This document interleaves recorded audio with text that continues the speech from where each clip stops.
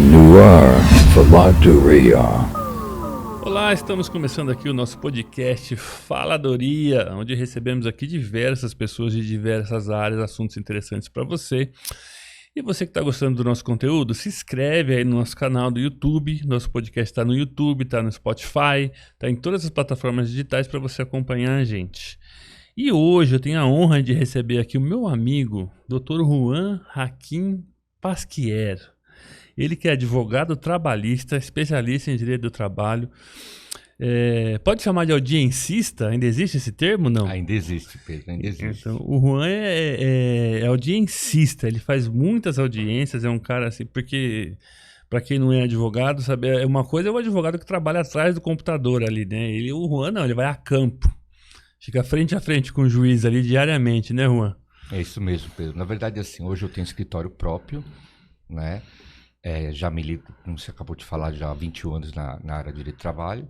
Numa época eu só fazia audiências, hoje eu tenho um escritório, faço audiências e prazos, mas eu já fiz muita audiência na vida e eu acho que ainda vou fazer mais ainda. Qual a importância do direito do trabalho referente à defesa da sociedade? Principalmente pensando um pouco agora do lado do reclamante, né? Na tua visão, qual a importância da existência de uma justiça especializada para cuidar dos contratos de trabalho? Então, na minha visão, o direito do trabalho, assim, isso de forma histórica, né, começou em 1942, é de suma importância para a sociedade. Por quê? Porque ele cuida não da vida, do direito à vida, que seria o direito criminal, mas da vida que a pessoa tem que ter, sobre o trabalho, as condições para manter a família, né? Teve toda uma evolução salarial, uma evolução histórica, começou com Getúlio Vargas, né? E o direito do trabalho vai cada dia se aprimorando e mudando. Teve a reforma trabalhista de 2017 que alterou vários artigos da CLT. Quer dizer, ele tem uma importância grande para o nosso convívio, né? Para a sociedade em si, para cuidar como a pessoa vai viver, como ela vai trabalhar, o que ela faz, quanto ela ganha, o que ela pode mudar no trabalho dela, inclusive, que é o direito coletivo, né, a sociedade em si. Basicamente isso que eu penso.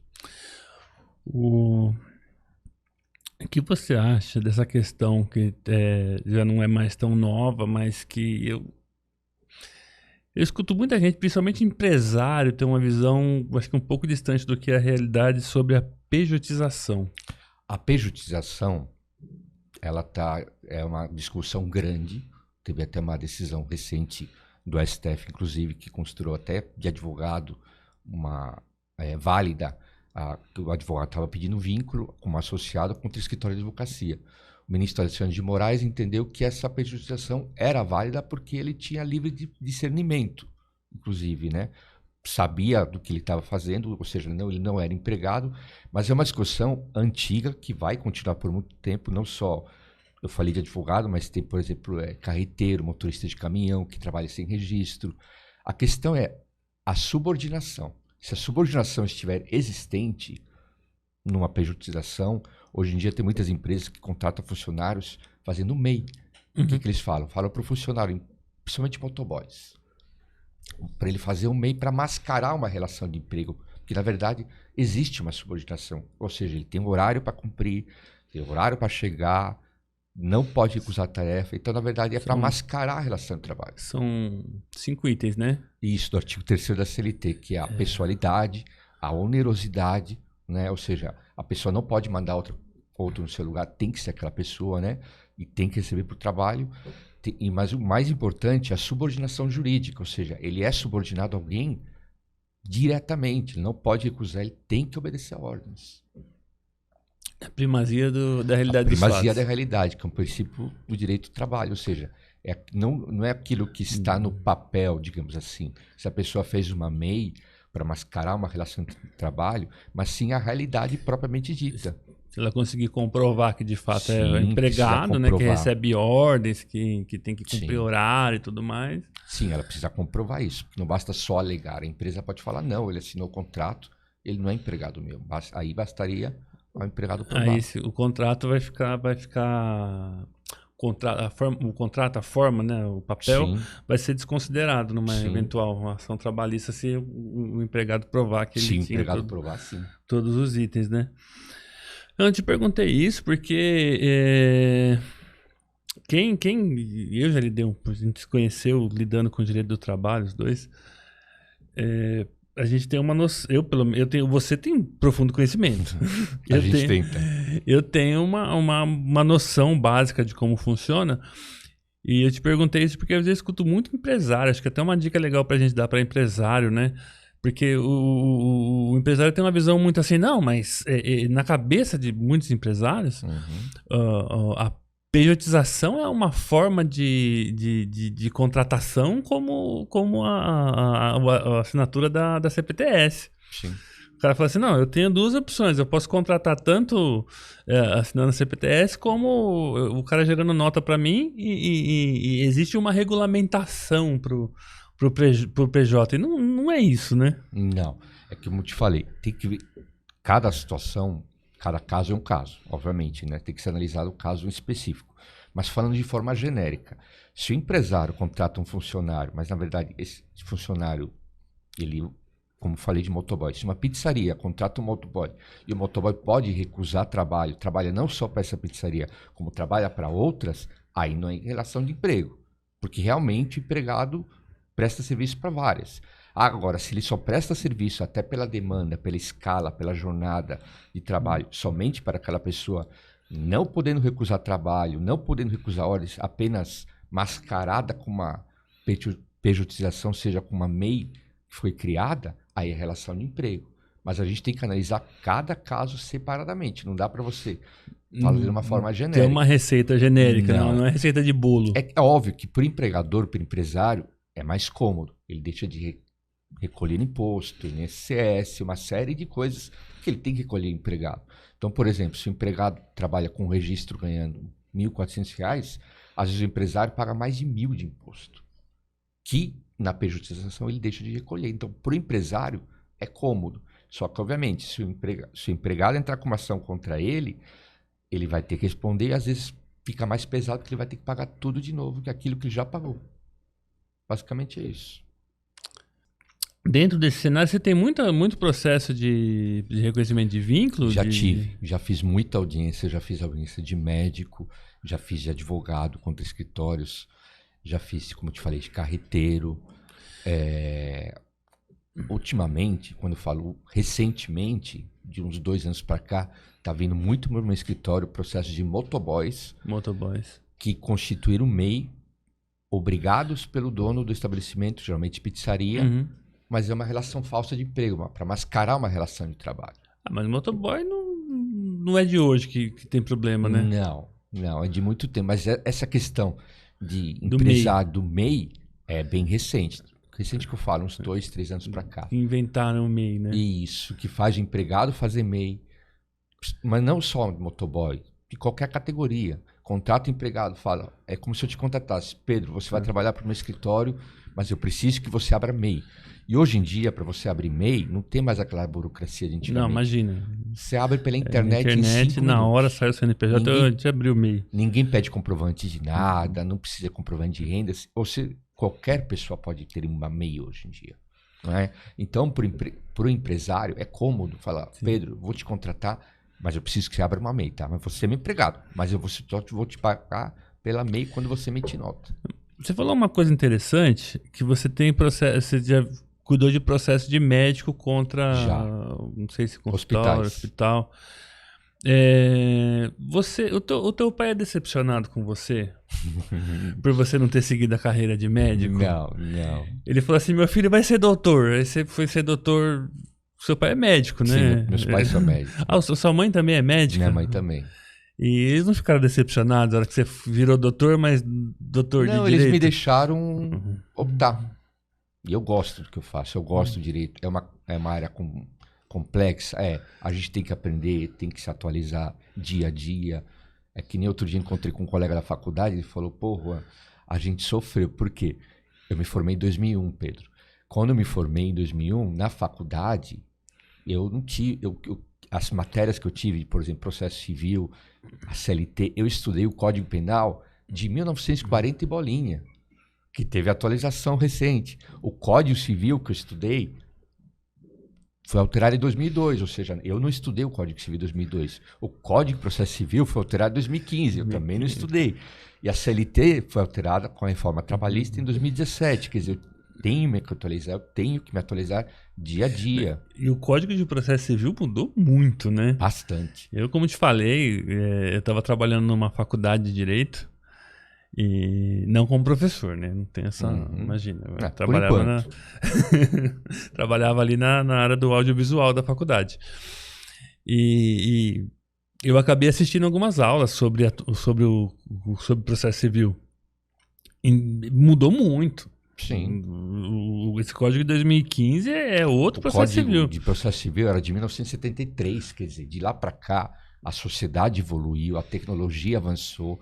Hoje você tem formas, por exemplo, no Justiça do Trabalho que a reforma trabalhista trouxe, a disciplinação, por exemplo, do teletrabalho, que é comum, ainda mais com a pandemia, muitas empresas deixaram funcionar home office. E você tem uma série de pontos que você precisa regulamentar. Por exemplo, se o funcionário está home office, ele tem direito a vale transporte, tem direito a vale refeição. Quer dizer, são todas essas considerações e são coisas atuais. A pandemia acabou? Acabou. Mas tem muitas empresas hoje, Banco Bradesco, por exemplo, que coloca o funcionário dos 5 dias da semana, 2 home office e 3 presenciais, porque para eles também é cômodo. Né? Deixa de ter um custo fixo no escritório ali, né? Sim. Uma coisa que me chamou, que eu pensei agora, pessoa que está em home office, de uma certa maneira, o chefe ali, um gerente, um coordenador, pode, eu tô com uma dúvida aqui, vou passar uma mensagem no Teams, 8 horas da noite. Acontece. Mas aí, isso, tem outra história, o sobreaviso ainda existe? Não. Existe, o sobreaviso existe. E a pessoa que está no home office não acaba estando num sobreaviso? Na verdade, acaba sim. Eu já tive situações de clientes que procuraram um escritório. O que acontece? As pessoas tinham, ou ainda têm, algumas pessoas, uma falsa visão que home office é deixar a pessoa à vontade. Não. A pessoa tem controle. Às vezes, para acessar, para trabalhar, ela tem que acessar o sistema do banco, da empresa, ou seja, ela precisa se logar, ou seja, ela está sendo controlada. Ela tem o horário controlado. E que o horário dela seja, por exemplo, das 8 às 5, das 8 às 6, e o gerente, como você acabou de falar, o supervisor passa uma mensagem 7, 8 da noite, é um sobreaviso.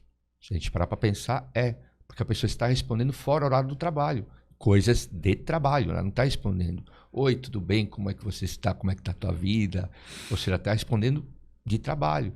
E a questão do sobreaviso ocorre muito mais em metalúrgica. Em grandes empresas, quando o empregado, no caso, vamos supor, um supervisor encarregado, fica com o celular, tem que ficar constantemente, vai para casa no final de semana, mas tem que ficar disponível para atender, não pode viajar. Já tive casos de clientes no escritório contra a Telefônica, contra a Vivo, eles não podiam viajar, não podiam, eu vou passear com minha mulher, com minha esposa, não podia sair. Porque se precisasse, ele precisava retornar para a empresa. Sobreaviso. Mas isso, claro, são situações que precisam ser provadas na Justiça do Trabalho através de testemunha. Não simplesmente basta dizer ou afirmar. Então, uma dica aí para você, empresário: não deixe o seu funcionário constituir prova. Sim, porque isso pode virar contra você. Você pode deixar ele sob aviso e não pagar, mas não pode deixar ele provar. Eu não vou falar isso. Você já... Você falou aqui de funcionário de metalúrgica, de telefônica, de médico, de motoboy. Até esqueci tudo que a gente falou aqui já. Se teve algum processo assim que você achou diferente? Uma coisa inusitada? Teve vários. É que assim, como te falei, cada caso é um caso. Mas eu já fiz muita audiência na minha vida e ainda vou fazer. Mas antes da pandemia eu fazia mais de 1.000 por ano. Então a gente acaba vendo um pouco de tudo, né? Eu fazia 4, 7 por dia. E eram instruções, conciliações e tudo um pouco. Uma delas que me chamou a atenção uma vez, que aí é mais uma questão pessoal minha, mas acredito que todo mundo também deva pensar dessa forma. Quando eu cheguei para fazer audiência, tinha um colega meu, advogado, separando 2 pessoas que estavam para brigar. No se fórum. pegando, literalmente, na frente da sala de audiência. Aí, e era a minha audiência. Naquela É isso, na aquela sala sala de espera que a gente isso. fica ali. Aí eu fui separar, ajudei, o que tá acontecendo? Não sei o quê. Aí eu fiquei sabendo o que acontece. Era o filho processando o pai. Era um pai que trabalhou, tinha uma mecânica de bairro, como todo bairro tem. Teve um filho, pegou o filho e falou assim, ô filho, trabalha aqui comigo. Vou te Levou o ensinar a moleque pra trabalhar. criar, vou te ensinar. 12, 14, 15 anos. E o filho trabalhou com o pai. E anos depois, o filho resolve entrar com uma ação de vínculo de emprego contra o pai. Quer dizer, é uma questão que chama atenção, porque, primeiro, pensando juridicamente, ele está indo contra o próprio patrimônio dele. Porque o que era do pai vai ser dele. O que é do pai vai ser dele. E a questão pessoal também, né? Como é que um filho processa o próprio pai? Por isso que os dois estavam querendo... E as vias de fato. As ali. vias de fato. E o juiz, naquele dia, quando entrou na audiência, a primeira coisa que o juiz tem que fazer na esfera do trabalho é perguntar se há possibilidade de conciliação, possibilidade de acordo. Primeira pergunta, está na lei. Aí eu olhei para ele e falei, excelência, aqui vai ficar um pouco difícil. Aí ele, por quê, doutor? Ele já me Você estava pelo conhecia. reclamante ou pelo reclamado? Para ser sincero, não me lembro, que já tem mais uns 10 anos isso.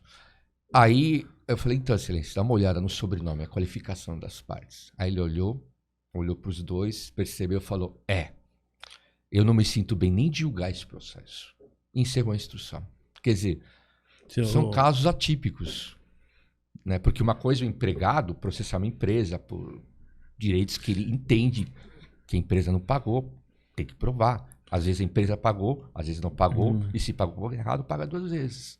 Agora, filho processando o pai, chama atenção. Como é que vai viver como é que vai ser dali pra frente o convívio familiar, Sim, né? porque mesmo que se faça um acordo, como é que vai ser a família? Como é que vai ser? Porque é o pai, não vai deixar de ser pai, vai encontrar com ele em festas, casamentos, reuniões familiares, quer dizer, como é que vai ser essa relação entre os dois? No âmbito da família, né? Mas eles não chegaram a se pegar, vocês conseguiram separar. Sim, separamos e não teve agressões, mas era o pai querendo bater no filho e o filho se defendendo. E a audiência de processo de pastor contra a igreja? Já fiz, eu tenho uma... Mas o pastor dá pra reconhecer vínculo do pastor Dá. com a igreja? Dá. É que, como te falei, cada caso é um Cada caso. caso é um caso, claro, mas Se for provada a subordinação existente mesmo, já teve muitas decisões que reconheceram a questão do vínculo de emprego contra a Igreja Universal, Reino de Deus e por aí vai. Né? Mas assim, é bem dividido, tá? Eu já tive improcedências, recorri, reverti, assim como tivemos que foram mantidas. É bem dividido, depende da prova que for feita em audiência. E tem juiz que não gosta de fazer esse tipo de audiência também, que se dá por suspeito, que entende que envolve a religião dele. Ah, enfim. entendi. Se o juiz for crente, ele se dá pro suspeito. Aconteceu. Não, faz até sentido, vai. O juiz está Sim. sendo transparente. Sim. Mas isso, eu queria ver, se você pudesse falar pra gente, isso principalmente, bom, o processo do trabalho, a audiência, acho que diferente do processo civil, a audiência dentro do processo do trabalho é uma o mais chave, importante. Eu sempre brinco, a petição inicial pode estar confusa, a defesa pode estar mal feita. Se a instrução processual, ou seja, no dia da audiência, ela foi bem realizada, seja pelo lado do reclamante, pelo lado do reclamado, é o que define tudo.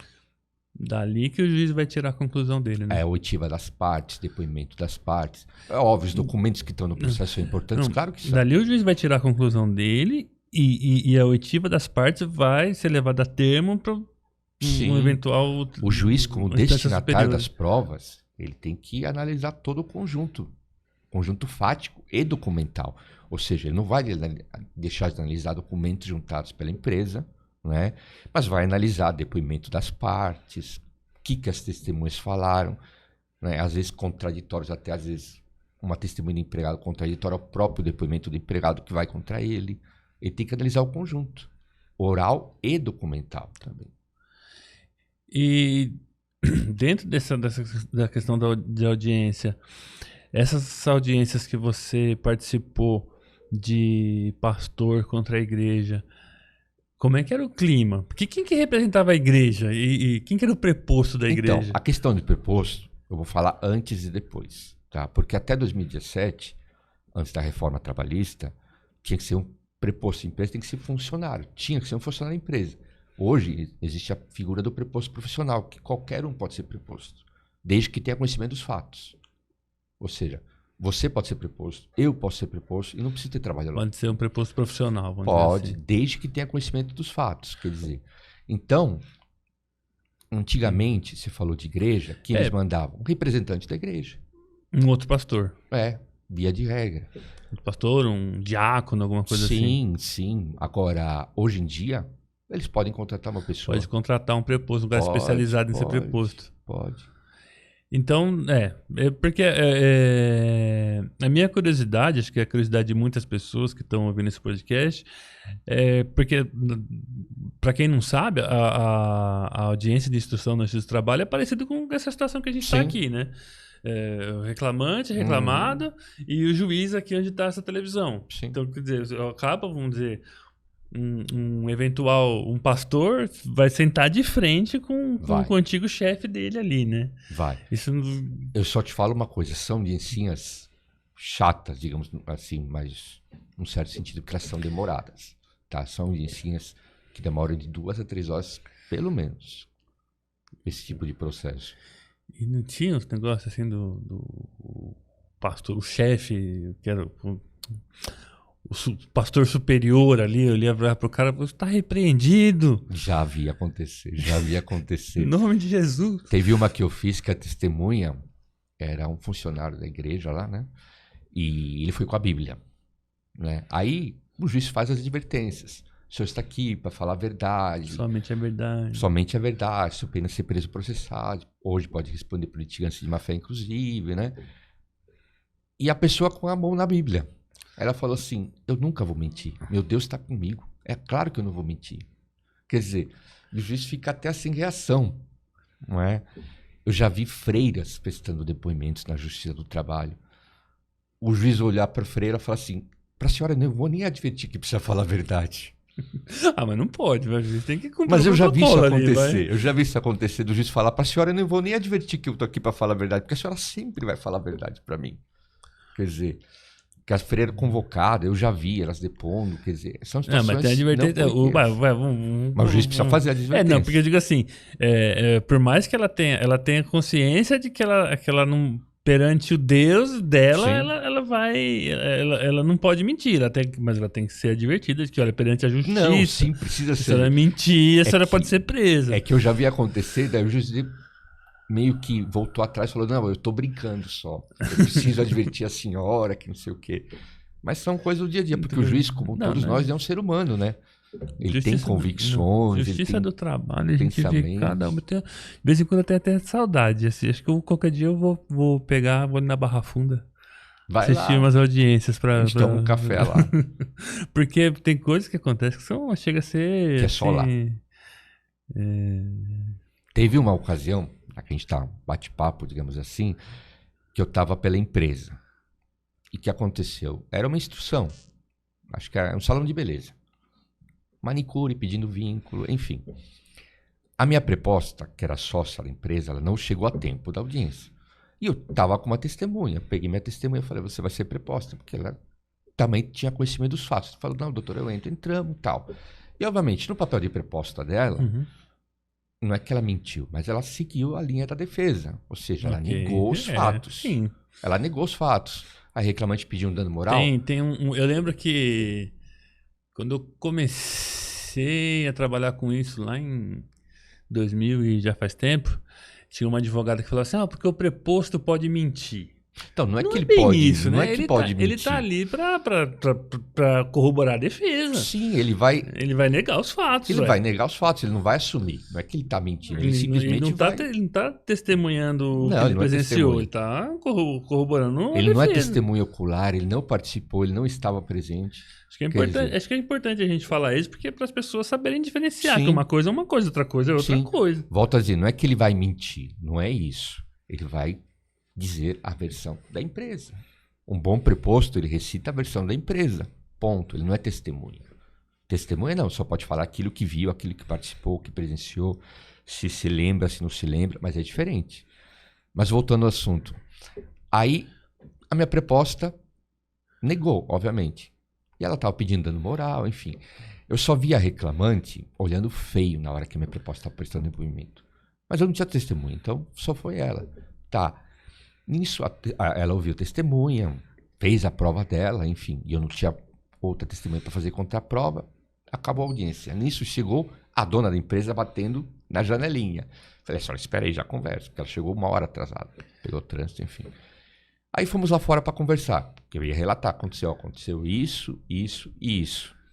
Aí quando eu tô conversando com a sócia e com a preposta, que naquele momento era para ter testemunha, a reclamante, que estava com mais 2 testemunhas, que só ouvi uma, chegou atrás da minha preposta dando um mata-leão. Puxou ela, derrubou no chão, começou a puxar cabelo. Eu tentei separar. Nisso a outra testemunha veio, começou a chutar ela. Não tava com aplique não, né? Não arrancou o aplique. Não. Ela puxou tão forte, que quando a gente conseguiu separar, tinha um tufo de cabelo na mão dela. Quer dizer, veio segurança do andar separar, que não sei o quê. A gente conseguiu ver, tem a pessoal da Polícia Judiciária, Polícia Federal que fica embaixo, subiram também, você tem que fazer relatório, tudo. Acabou tudo isso, quer dizer, são coisas que só acontecem lá. Acabou isso, eu fui falar com a juíza. Falei, excelência, a senhora... Já sei, doutor, já sei o que aconteceu. Aí eu falei, por que essas coisas acontecem comigo? Ela, eu também queria saber, a gente só quer trabalhar. Quer dizer, isso só acontece na justiça do trabalho. As pessoas acham que não tem briga? Tem. É patrimônio, quer dizer, você é mandado embora, não recebeu nada, aí você olha pro teu patrão que não te pagou, você não vai olhar ele bem. Não vai. E muitas vezes o patrão também fala, pô, ajudei esse cara, ensinei a trabalhar, agora ele tá aqui me processando. Você falou de erro de empresário, por exemplo, tem muito empresário que fica com dó do empregado, né? O empregado fala assim, seu José, vamos fazer uma falsa dispensa, que não sei o quê, só para eu pegar seguro-desemprego, o senhor não precisa me pagar nada, porque o seguro-desemprego vai me ajudar a pagar as contas. Aí, meses depois... O funcionário entra pedindo reconhecimento de vínculo de emprego daquele período, que o patrão ajudou, digamos assim. Né? Tudo bem, ele foi errado, não podia, porque isso é crime. Você acredita que, não sei se você ficou sabendo disso, mas uma daquelas empreiteiras que a gente conhecia, não vou falar o nome aqui, sim. Vou falar só o apelido do preposto, Cafu. Ele, eles tinham o costume de a cada 5 anos fazer uma rescisão. Sim, acredito. Cheguei um dia lá, tava o Cafu, e aí, Cafu? Não, hoje eu sou reclamante. Como assim? Não, é que eu 5 anos vou fazer um acerto aqui, e daqui 5 anos faz outro, que é pra não... Quer dizer, são situações que se o juiz conseguir verificar, levantar isso, ele vai aplicar a lei. E vai aplicar as punições para quem de direito. Mas se as pessoas souberem mascarar isso, né? Tanto é que, por exemplo, a reforma trabalhista trouxe a figura do acordo extrajudicial, que não tinha antes. Isso é muito bom. Então, só que porque não precisa mais fazer casadinha agora. Não, então, mas na verdade, o TRT daqui, o TRT2 de São Paulo, por exemplo, se você tem uma empresa e eu entro com uma ação contra você, a gente faz uma casadinha, digamos assim, primeiro que automaticamente vai para o Sejusc, daqui do TRT2.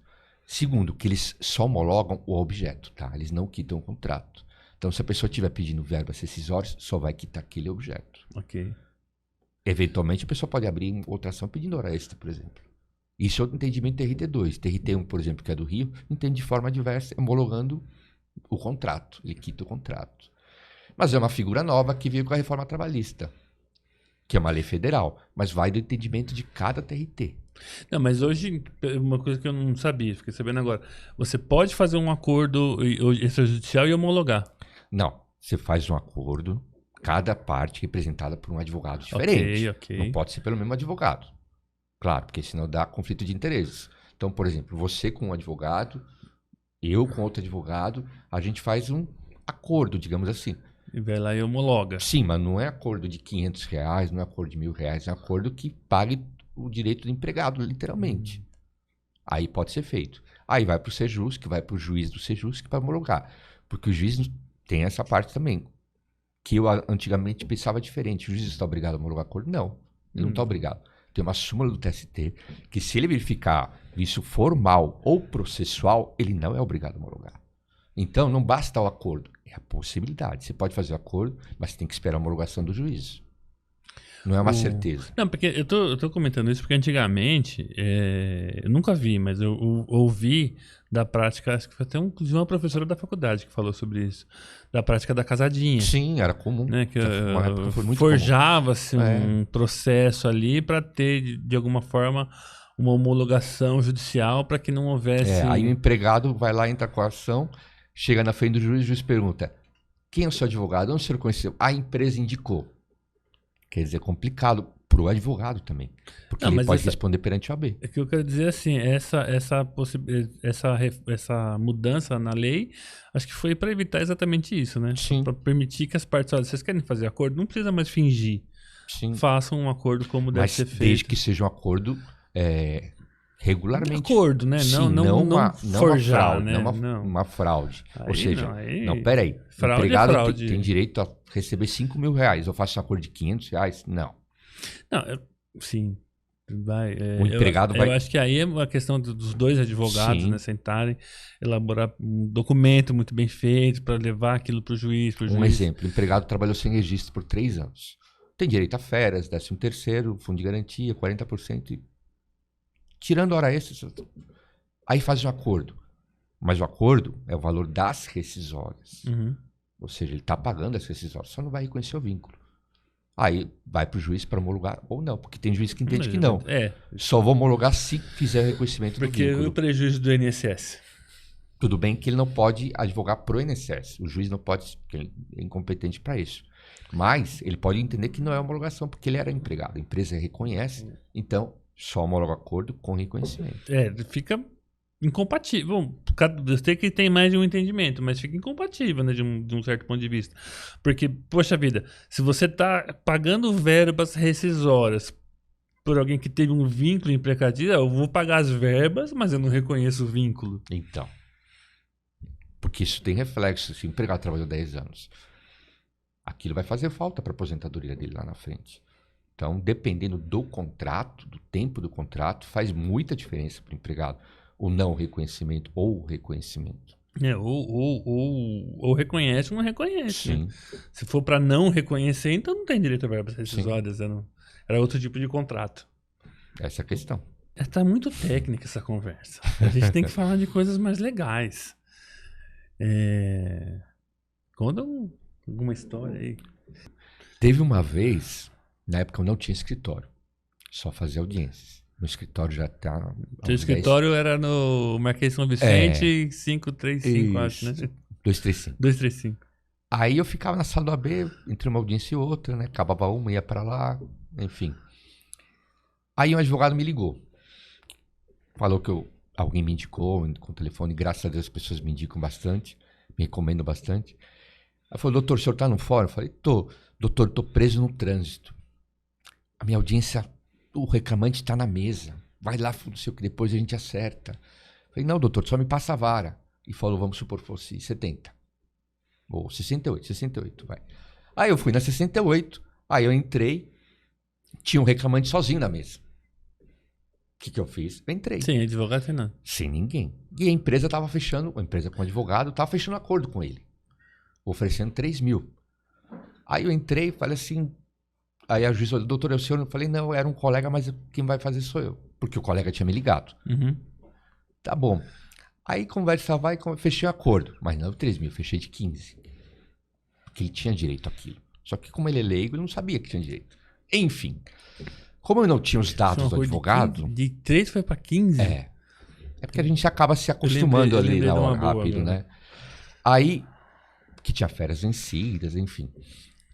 Aí, como eu não tinha os dados do advogado, eu falei: excelência, vamos fazer o seguinte. Normalmente a gente consta os dados do advogado. Só que o colega ficou preso no trânsito, podia constar na secretaria da vara como era antigamente. Depois eu pego o telefone do colega e o meu colega liga para ele. Pode ser?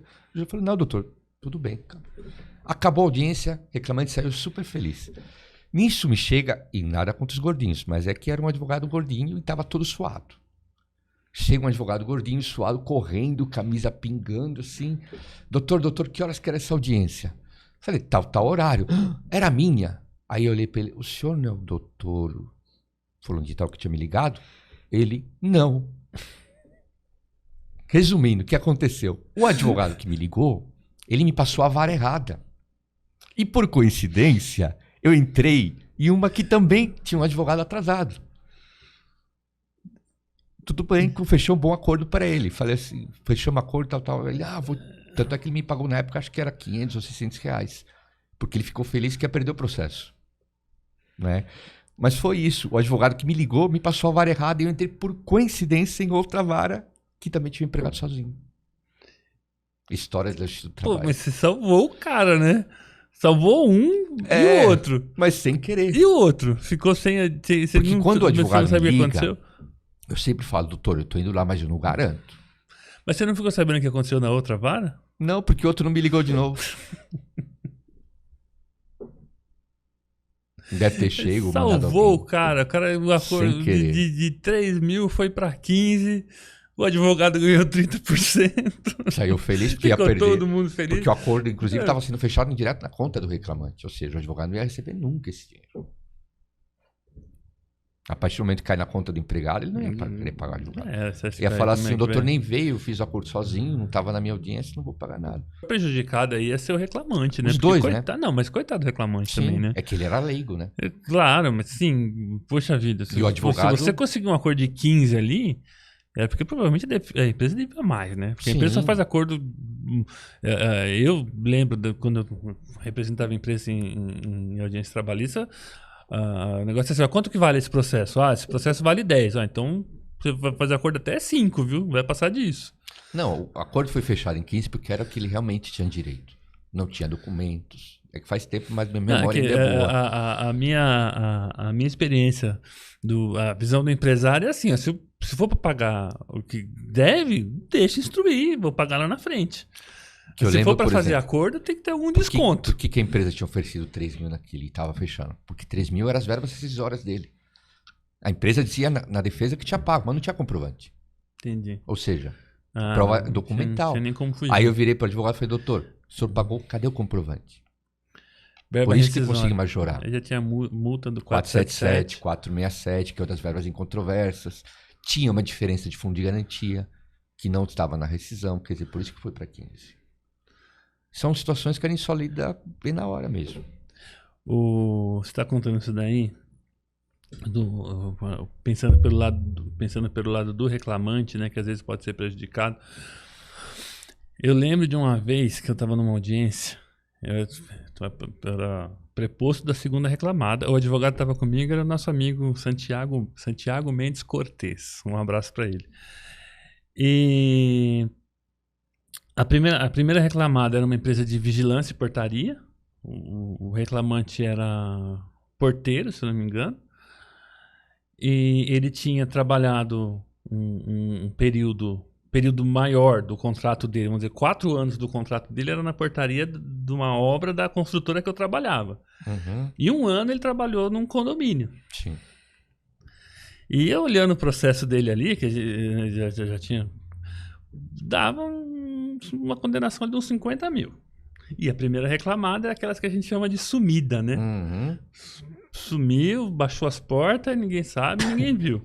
Ia sobrar para as segundas subsidiário. reclamadas, né? Para subsidiário, tanto o condomínio quanto a construtora que eu trabalhava. E eu olhei aquilo ali, virei pro advogado, pro Santiago, e falei: Santiago, oferece 5 pau de acordo aí, cara. Mas você tá louco? Eu falei: cara, dá uma olhada nisso, não tem a primeira reclamada, sumiu, bicho. E 4 anos do contrato é nosso. A gente tá... Vai dar muito mais. Vai dar muito mais. Aí ofereceu, a advogada aceitou, excluiu a gente do processo e prosseguiu com o feito contra a primeira reclamada e o condomínio. Então, Não, vamos deixar a questão técnica para um pouquinho de lado. Daqui a pouco a gente comenta a questão técnica, que eu sei que tem... tem um problema aí. Mas do meu ponto de vista, eu livrei a empresa de uma Sim. boa. para a empresa foi ótimo. Inclusive, na hora de eu assinar essa ata, eu fiquei até com remorso. Eu tava de aviso prévio, já falei: ferrei a vida do cara.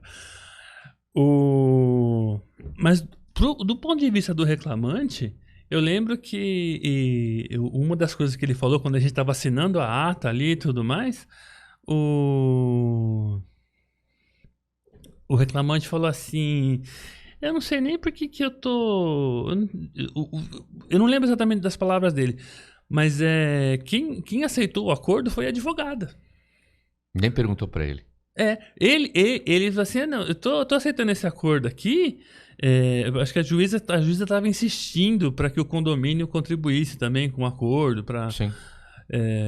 Eu não sei nem por que eu tô aceitando esse acordo aqui, sendo que eu trabalhei o maior período foi na construtora lá. Quer dizer, o reclamante tinha uma visão melhor do que teve e advogado falou: eu vou prosseguir contra a primeira reclamada. Minha amiga, primeira reclamada você não vai achar nunca isso daí. Vira um elefante branco. Uma vez um juiz falou isso pra mim, porque assim, vamos falar por partes. Tem juiz que não homologa esse tipo de acordo para exclusão. Por quê? Porque a primeira reclamação, se sumiu, é um grande sinal que não vai ter bens. Ou seja, vai acima do sócio, às vezes são laranjas, não acha nada. E é um processo que fica, pro juiz, fica no cartório dele. É um processo. E o juiz responde pelo CNJ, com estatísticas. É um processo que vai dar trabalho para ele. Esse negócio de pagar para sair não funciona. Tem juiz que não homologa. Ele homologa, por exemplo, se você falou que tinha 3 reclamadas, a primeira sumiu. Se cada uma delas contribuir para quitar o contrato. Vamos fechar um acordo aqui, encerrar esse processo. Isso, encerrar. Prosseguir o feito contra a primeira não reclamada. Não exclusão. Eu, particularmente, se eu estou pelo empregado, várias empresas, que você falou, construtora, eu advogo para algumas construtoras e tem processo contra outras. Obviamente, não a mesma empresa, né? Uhum. Mas às vezes o advogado vem e fala: doutor, vou oferecer 3 mil, 5 mil para exclusão. Eu não aceito. Eu nem pergunto para o empregado. Eu não aceito. Por quê? Porque se o processo vale 50, 60, eu vou aceitar 5 e o resto eu vou receber de quem? Sendo que lá na frente, a subsidiária vai acabar pagando e com juros e muito mais. Benefício de ordem. Quer dizer, como é que eu vou aceitar um valor pequeno agora, sendo que lá na frente... Deixa instruir, ué. Infelizmente... E senão não vou receber de quem? Infelizmente, deixa instruir, prova o que tem que provar. Se eu estou pelo empregado, eu não aceito nesse tipo de acordo. E mesmo assim, mesmo que eu aceitasse, tem juiz que também não homologa e eu concordo com o juiz. É um elefante branco. Senão vai ficar um processo que você fica tentando executar primeiro e não acha nada. E aí?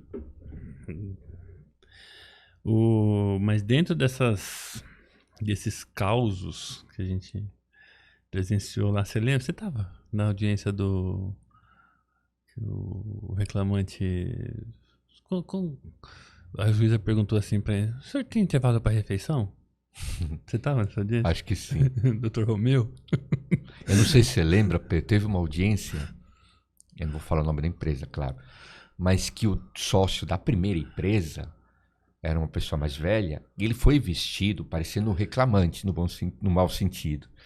Assim, com a camisa... e com a camisa solta. Correntona de ouro. Meio sujo, que não sei o quê. Aí o juiz perguntou para o advogado: quem é o senhor? Ele é preposto? Ele falou: não, é o dono. E é uma empresa grande. Eu lembro. Ele tava lá na cadeirinha assim. Ele falou, ele tinha uma vozerona grossa assim. Ele falou: eu não vou pagar pinhão, nada. Aí na época, eu sou o dono. Eu acho que era 5 mil ou 10 mil que ia fechar o acordo. Aí o juiz perguntou, que é normal, é comum no trabalho de parcelamento, com exceção de banco, empresas grandes, todas parcelam, ainda mais hoje em dia. Aí o juiz perguntou: em quantas vezes o senhor vai parcelar? Acho que era 5 mil. Aí o advogado olhou pro dono, né? Quantas vezes o senhor quer parcelar? Ele: parcelar para quê? Eu não preciso disso. Aí ele tirou uma pochete que ele foi tirando dinheiro e jogou na mesa. Pagou à vista ali. Você lembra? Você estava comigo, quer dizer, ia ter muito tempo, vai ter mais de 15 anos. Fala só o primeiro nome, não tem mal, não faz mal, não é só do dono da empresa. Você acha que faz mal? Não, mas eu não lembro do nome dele. Gilvan. Isso, acho que era isso. Eu falei uma voz grossa, ficar na acordo com esse espinhão. Sabe o que esse Gilvan fazia que me contaram? Não. Por exemplo, o empregado saiu, botava ele no pau, falava português claro. Aí ele ia lá e fazia um acordo. Fez um acordo de 5 mil, sei lá. Aí acabava aqueles 5 mil, o cara voltava a pedir emprego pro Gilvan de novo. O Gilvan contratava. Nossa. e descontava do pagamento O valor que ele acordo. pagou. Nossa, essa eu não sabia. Mais uma pra você saber aí. Não, o fato de já recontratar já chama atenção, mas descontar, o empregado aceitava. Aceitava. Era o motivo de contratação dele. E reclamação trabalhista de PM, pedido vínculo no bico? Tem muito? Tem. Teve uma que, inclusive, o que acontece? Todos eles andam armados, né? Sim. Mas quando você entra no fórum, você tem que chamar alguém para render, para guardar a tua arma. Você não pode estar armado na hora. E teve uma vez que eu tava fazendo Lá, audiência, na porta, já no. Como é que Isso. chama? No detector de metais, já tem que Isso. deixar lá. Já tem que deixar lá, tem que deixar com segurança, com alguém. É tua arma. Você pode andar com ela, mas tem que deixar lá embaixo. Uhum. Mas teve uma vez que eu fui fazer uma audiência, era um PM pedindo vínculo. Não sei porquê, passou, ele estava armado. Na sala de audiência. Quer dizer, o empregador fala alguma coisa, ele tá com a arma, o dedinho dele coça. Eu tive que chamar o segurança, porque eu falei para ele, ó, você não pode estar armado. Porque você vai entrar aqui na sala de audiência... Você tá representando o PM. Sim. Se não tiver acordo, eles vão falar umas coisas que você não vai gostar. Se você é armado, você pode reagir. Então eu tive que chamar a segurança para render a arma dele. Não sei como ele passou, mas passou. Então essas ações de PM são complicadas. Você tinha que fazer que nem o Keanu Reeves no Advogado do Diabo lá. Now, give me the gun. It's mine. When the case is over, you can have it back. Advogado Nutella, chamou o segurança. Agora teve uma, você falou de PM, que o dono, não era um PM pedindo vínculo, mas o dono do comércio, que era uma lanchonete, era um PM aposentado. O dono. Aí empregado moveu ação contra ele, pedindo rescisório, hora extra, insalubridade, por aí vai. Funcionário lá, não era segurança, Sim, era não, repositor, funcionário. alguma coisa assim. Sim, alguma coisa, balconista, chapeiro, alguma coisa assim. Aí me pediram na época para fazer audiência pela empresa. E o dono, volta a dizer, era PM aposentado. Quando chegou no dia da audiência, o PM me falou, o dono, não lembro o nome dele, falou assim, ó, doutor, fica tranquilo que a nossa audiência vai ser tranquila. Vai ser tranquila porque não vai ocorrer. Aí eu perguntei, por que não vai ocorrer? Não, porque ele não vai subir. Eu falei, como não vai subir? Eu vou esperar lá embaixo. Resumindo, na frente do prédio, ele pegou a viatura, parou na frente, ficou esperando o reclamante entrar, chegar. No que ele chegou, é errado isso? Claro que é.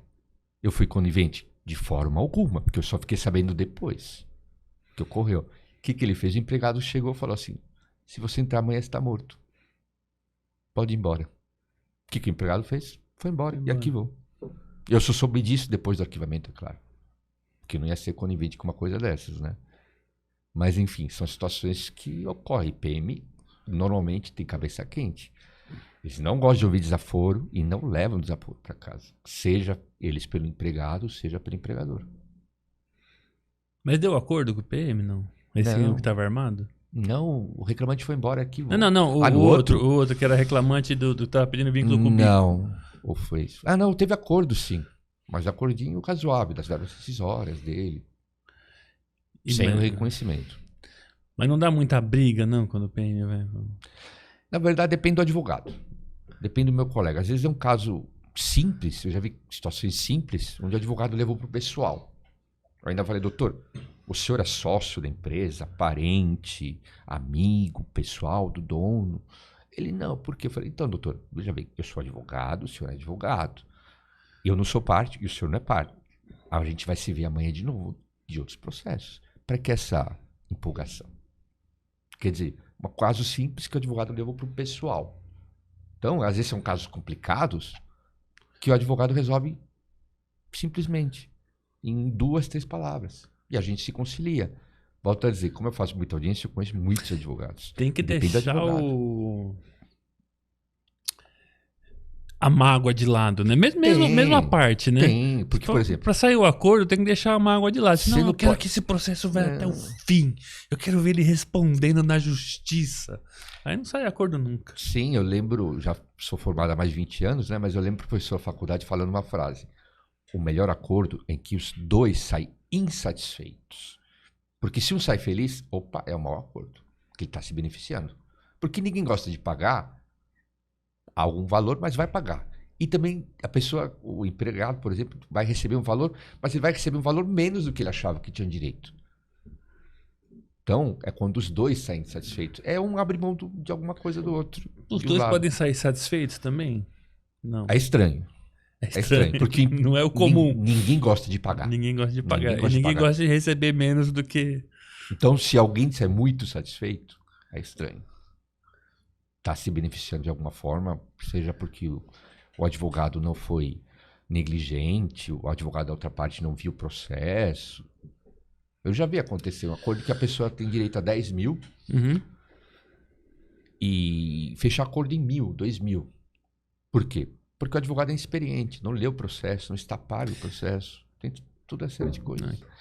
Obviamente, tem advogados que são recém-formados que realmente não tem bagagem, demora para aprender. Mas o número de AB não quer dizer nada. É só um indício de quando a pessoa tirou a AB. Só isso. Volto a dizer, eu já vi advogados novos que sabem fazer uma bela de uma vez, porque tem prática, estão todo dia na justiça. E já vi advogados antigos que vão lá uma vez e nunca, uma vez por mês, uma vez a cada 6 meses. Quer dizer, eles não têm essa prática.